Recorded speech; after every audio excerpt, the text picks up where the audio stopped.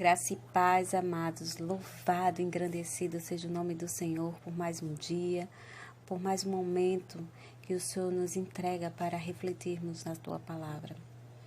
E a Palavra de Deus que Ele me entregou para replicar essa semana fica em Tiago 4, a partir do versículo 1 até o versículo 10, que diz assim: De onde procedem guerras e contendas que há entre vós? De onde, senão dos prazeres que militam na vossa carne?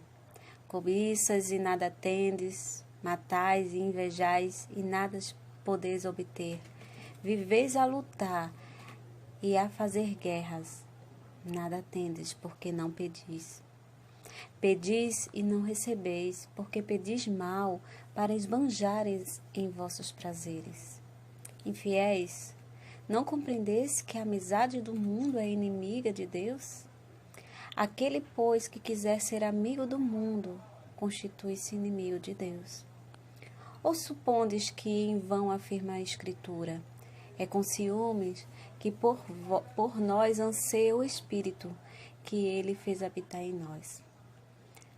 Antes, Ele dá maior graça pelo que diz: Deus resiste aos soberbos, mas dá graças aos humildes. Sujeitai-vos, portanto, a Deus, mas resisti ao diabo, e ele fugirá de vós. Chegai-vos a Deus, e ele se chegará a vós outros. Purificai as mãos, pecadores, ó vós que sois de ânimos dobre, limpai o coração. Afligi-vos, lamentai e chorai. Converta-se o vosso riso em pranto e a vossa alegria em tristeza. Humilhai-vos na presença do Senhor, e Ele vos exaltará. Louvado, louvado, engrandecido seja o nome do Senhor por essa maravilhosa palavra. O Senhor, Ele nos ajuda em todos os momentos das nossas vidas. Ele nos ensina, nos exorta, nos orienta, nos mostra o caminho que devemos seguir para alcançarmos a sua vontade plena nas nossas vidas. Por essa razão, eu repliquei essa mensagem que o Senhor entregou a mim, porque eu sei que muitas vezes a gente não consegue entender o porquê Deus está nos exortando, está nos orientando de uma forma, muitas vezes consideramos dura, mas a palavra também diz que o Senhor, Ele castiga aquele que Ele ama. Assim como nós muitas vezes castigamos nossos filhos porque sabemos que está num caminho errado, está tomando decisões erradas, está com pensamentos errados. Porque nós, como pais, conseguimos enxergar isso nos nossos filhos. E não diferente de nós, o Senhor ainda mais do que nós, sabe o que se passa nos nossos corações, nas nossas mentes, porque Ele é onisciente, Ele sabe de tudo, Ele está em nossos pensamentos. Interessante porque, assim, nós como pais, nós temos essa perspectiva, nós conhecemos nossos filhos e identificamos muitas vezes o que está se passando na sua mente. Embora às vezes a gente fala, você está pensando isso? E os nossos filhos dizem assim, não, eu não estou pensando, não, você não está na minha mente, você não tá vendo meus pensamentos. Verdade, nós não estamos nos pensamentos dos nossos filhos, não estamos vendo verdadeiramente o que eles estão pensando, mas pelas nossas experiências de convivência e de grau de intimidade com eles, né? Essa ligação que é muito profunda, né? Nós conseguimos identificar sim, mas Deus é além. Deus vai muito além disso. Verdadeiramente Ele sabe o que se passa em nossos pensamentos. E por isso que muitas vezes Ele nos ensina de uma forma mais severa. porque muitas vezes a gente não está conseguindo enxergar aquilo que Ele quer nos mostrar. Diante das nossas atitudes, das nossas escolhas, muitas vezes a gente não quer aceitar esse tipo de orientação. Mas como diz essa palavra, ela fala muito clara em relação ao que vem para as nossas vidas por conta das nossas escolhas, das nossas atitudes. Ele fala que as guerras, as contendas que existem no meio de nós, elas vêm porque muitas vezes a gente briga pelo que a nossa carne deseja. Né? Muitas pessoas utilizam algumas dessas passagens de uma forma equivocada, errônea, né? Como algumas pessoas dizem assim: pedis e não recebeis porque pedis mal. Mas ele não fala especificamente porque não está sabendo pedir e por isso que tu não alcançou aquela bênção. Não. É porque aqui está falando, porque o versículo ele continua. Ele disse: porque pedis para esbanjar através de prazeres, de desejo da nossa própria carne, pela nossa cobiça. O que ele mostra também é que a gente muitas vezes está desejando, está invejando, está nos condicionando a passar por situações que não é de acordo com a vontade de Deus para alcançar algo que nós desejamos, que entre parênteses muitas vezes intitulamos como bênçãos. Mas bênçãos verdadeiras nem sempre é o que deseja o nosso coração. O Senhor, Ele tem o conhecimento do que é melhor para cada um de nós. E muitas vezes o que nós estamos pedindo não é a vontade de Deus para a nossa vida. E o que Ele quer que nós entendamos é isso, que a gente tem que nos inclinarmos a Ele. Ele fala a respeito da questão da amizade com o mundo, que é igual a inimizade com Deus.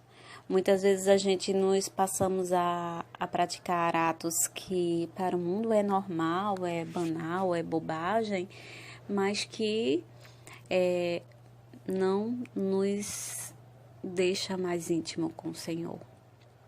E por isso ele fala que no versículo 4, aquele, pois, que quiser ser amigo do mundo, constitui-se inimigo de Deus. Ele fala a respeito dos nossos desejos, das nossas próprias vontades, que se equiparam às coisas que o mundo nos oferece, nos mostra como sendo bom para nós e que muitas vezes a gente deseja. E acontece que muitas pessoas não conseguem enxergar isso como um empecilho para estar em comunhão com o Senhor. Mas ele é bem claro na sua palavra que sim, que nós devemos estar mais atentos às coisas que ele nos ensina na palavra para poder nos chegar mais pertinho dele. Ele fala também que o Senhor, ele tem ciúme de nós. Então, ele não quer nos dividir com o mundo. Ele quer que nós sejamos propriedade exclusiva dele, que nos dediquemos exclusivamente a ele. Aí,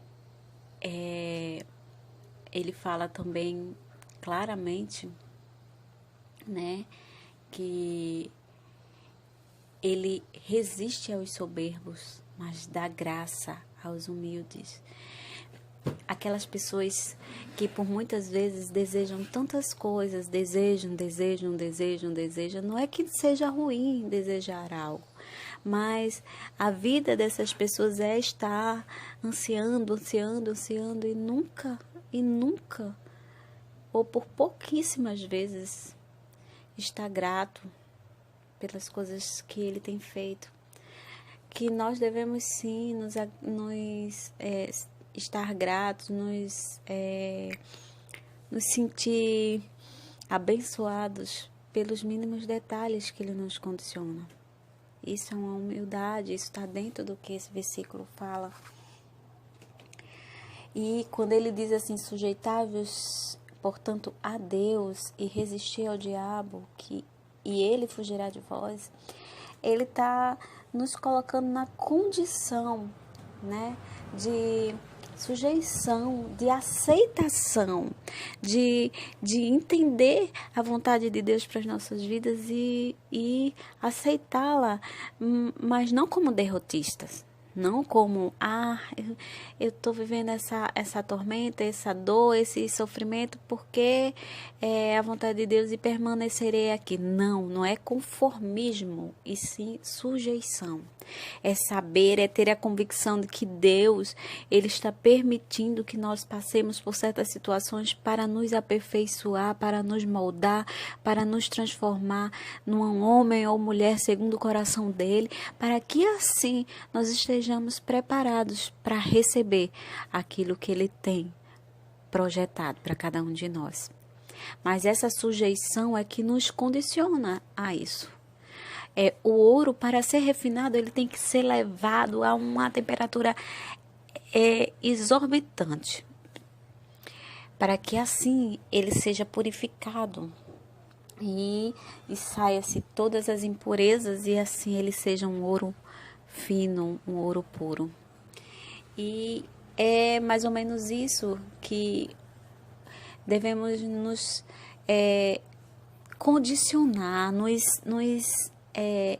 colocar dentro da nossa mente, que seria mais ou menos dessa forma.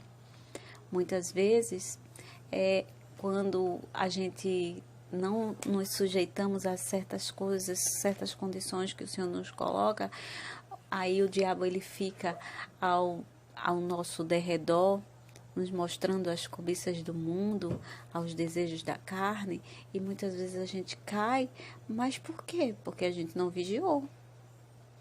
E quando ele diz sujeitáveis, portanto, a Deus, mas resistir ao diabo, é justamente isso, resistir às coisas que ele tem nos ofertado como sendo bons.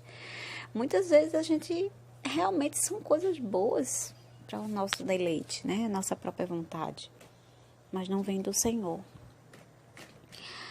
Chegai-vos a Deus e ele chegará a vós outros. Purificai as mãos, pecadores.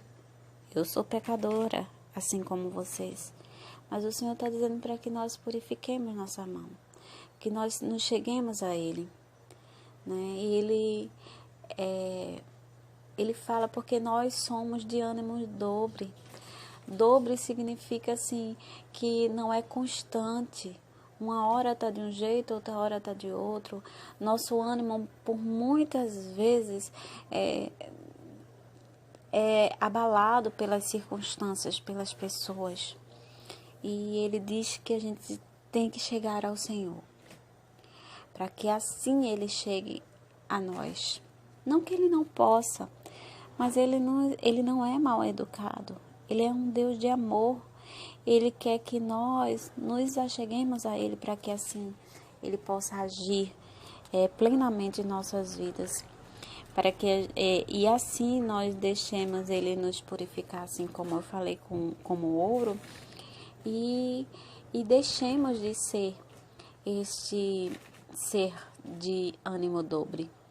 Ele fala para que a gente limpe o nosso coração, tirando de nosso coração toda a inveja, toda a cobiça, todo desejo que não vem do Senhor, toda a mágoa, toda a dor, todo o ódio, todo o rancor, todo o sentimento que traz dor, que nós possamos deixá-lo limpar o nosso coração.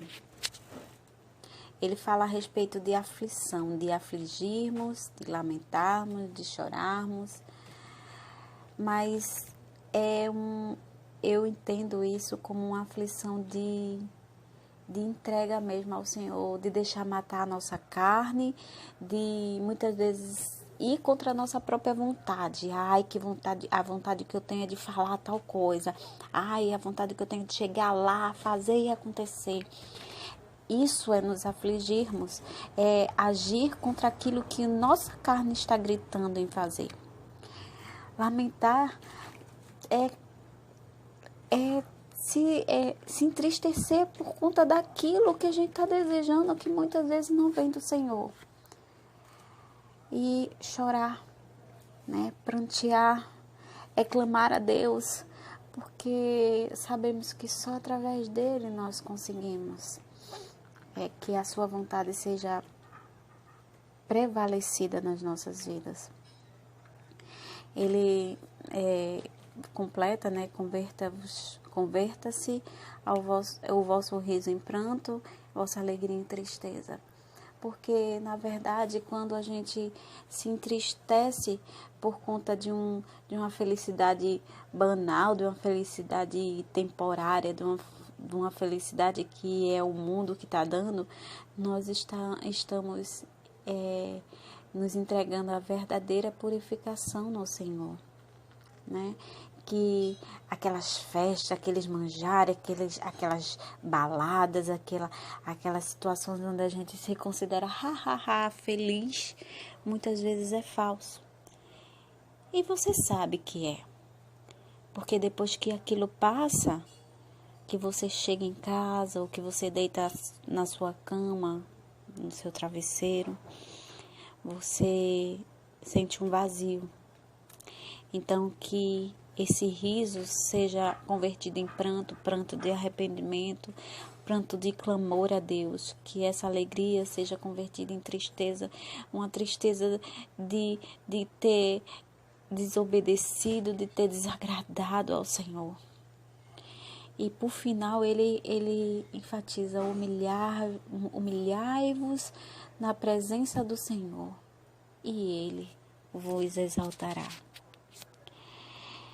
Que o Senhor, Ele tenha sido presente nessa reflexão na vida de cada um de vocês, que vocês possam ter sentido a sua presença e que assim Ele venha estar moldando esse coração que muitas vezes ainda endurecido, não tem aceitado aquilo que Ele está proporcionando para transformar essa situação da sua vida que é tão inconstante numa situação de plena alegria e gozo na presença dEle. Eu gostaria de deixar um grande beijo, um grande abraço para todos vocês e dizer que eu amo todos vocês. E você que gostou de ouvir essa mensagem, curte o vídeo para ajudar na propagação dele aqui no YouTube. E se você não é inscrito no nosso canal, se inscreve. Caso você conheça alguém que precise receber essa mensagem, compartilhe essa mensagem com essa pessoa. E eu desejo que a paz do Senhor, que excede todo entendimento, esteja com cada um de vocês. Em nome de Jesus.